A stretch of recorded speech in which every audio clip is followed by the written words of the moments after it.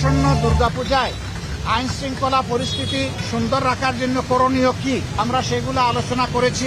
আমরা আশা করছি একটা অভূতপূর্ব দুর্গাপূজা আমাদের হিন্দু ধর্মের ভাই বোনেরা তারা উদযাপন করতে সক্ষম হবে। আমরা অবিলম্বে আমাদের চিন্তা জাতির সামনে তুলে ধরব যে কি কি সংস্কার এই মুহূর্তে প্রয়োজন, যে কি কি মৌলিক বিষয়ে তারা সংস্কার করবেন সেই ব্যাপারে আমরা কথাবার্তা বলেছি এবং আমরা আশা করছি আগামী 9 তারিখ আপনাদের মাধ্যমে জাতির সামনে আমরা আমাদের প্রস্তাবনাগুলো উন্মুক্ত করব ইনশাআল্লাহ। আপনারা দাওয়াত পাবেন, এটি প্রাথমিক ইনফরমেশন। যদি আমাদের দিনক্ষণ ঠিক থাকে আপনারা ইনশাআল্লাহ দাওয়াত পাবেন, বা যখনই হয় আপনারা দাওয়াত পাবেন। আমরা অবিলম্বে আমাদের চিন্তা জাতির সামনে তুলে ধরব যে কি কি সংস্কার এই মুহূর্তে প্রয়োজন, কি কি সংস্কার পরবর্তী পর্যায়ে আমাদের লাগবে, সেই জিনিসগুলো আমরা জাতির সামনে তুলে ধরব। এর পাশাপাশি দেশের চলমান আইন শৃঙ্খলা পরিস্থিতি নিয়ে এখানে কথা হয়েছে এবং এই ক্ষেত্রে জনগণ আর বর্তমান সরকার একসাথে কিভাবে পারস্পরিক সহযোগিতার মাধ্যমে আইন শৃঙ্খলা পরিস্থিতির আরও উন্নয়ন সাধন করতে পারে এবং সকল ধরনের ষড়যন্ত্রের বিরুদ্ধে জাতিকে ঐক্যবদ্ধ রাখতে পারে, সেই বিষয়গুলো নিয়ে আমাদের এখানে কথাবার্তা হয়েছে।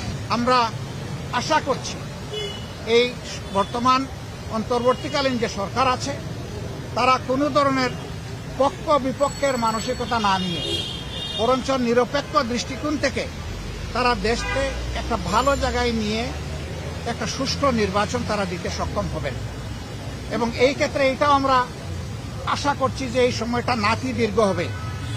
আমরা শুরু থেকে বলে আসছিলাম সংস্কারের জন্য সরকারকে আমরা যৌক্তিক সময় দিতে চাই। সেই যৌক্তিক সময়টা কি হবে এটা নিয়ে অচিরেই আমরা কাজ করব এবং সেটা আপনাদের সামনে ইনশাল্লাহ চলে আসবে। আমরা আশা করছি খুব দেরি হবে না। আমরা এইভাবে সামনের দিকে আগাতে চাই। আপনাদের মাধ্যমে আমাদের অনুরোধ জাতির এই প্রত্যাশাকে ফুটিয়ে তোলার জন্য এবং আগামী দিনে একটি বৈষম্যহীন বাংলাদেশ গঠন করার জন্য যেখানে ইনসাফ ভিত্তিক সমাজ প্রতিষ্ঠিত হবে এবং কারো উপর কোনো ধরনের জুলুম দল কিংবা ধর্মের কারণে হবে না, এমন একটা দেশ ঐক্যবদ্ধ জাতি গঠনে আপনারাও আমাদেরকে এই কাজে সহযোগিতা করবেন, দেশবাসীকে সহযোগিতা করবেন। আসন্ন দুর্গাপূজায় আইন শৃঙ্খলা পরিস্থিতি সুন্দর রাখার জন্য করণীয় কি আমরা সেগুলো আলোচনা করেছি। আমরা বলেছি সরকারের সাথে জনগণের পার্টনারশিপ লাগবে, সরকারের সাথে জনগণের সম্পৃক্ততা প্রয়োজন হবে। এই সরকার এবং জনগণ মিলে আইন শৃঙ্খলা বাহিনী এবং জনগণ যদি একসাথে কাজ করে আমরা আশা করছি একটা অভূতপূর্ব দুর্গাপূজা আমাদের হিন্দু ধর্মের ভাই বোনেরা তারা উদযাপন করতে সক্ষম হবে। আমরা সেটা আশা করি। যে বাদা ঝাঁপির মূল্য লক্ষ টাকা, খুলে দিলে দাম কমে যায়। ইনশাআল্লাহ আমরা ঝাঁপির মুখ খুলব আগামী 9 তারিখ। সেই পর্যন্ত আমরা ধৈর্য ধরে অপেক্ষা করি।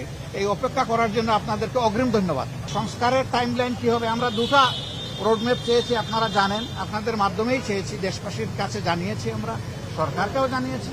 একটা রোডম্যাপ হবে সংস্কারের, আর একটা রোডম্যাপ হবে নির্বাচনের। সংস্কারটা সফল হলেই নির্বাচনটা সফল হবে।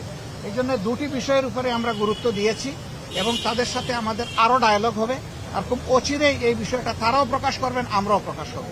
না, আমরা কারো বক্তব্য এবং বিবৃতি নিয়ে স্পেসিফিক কোনো আলোচনা করি নাই এবং এটা আমরা আলোচনার সাবজেক্ট বানাতেও চাই না।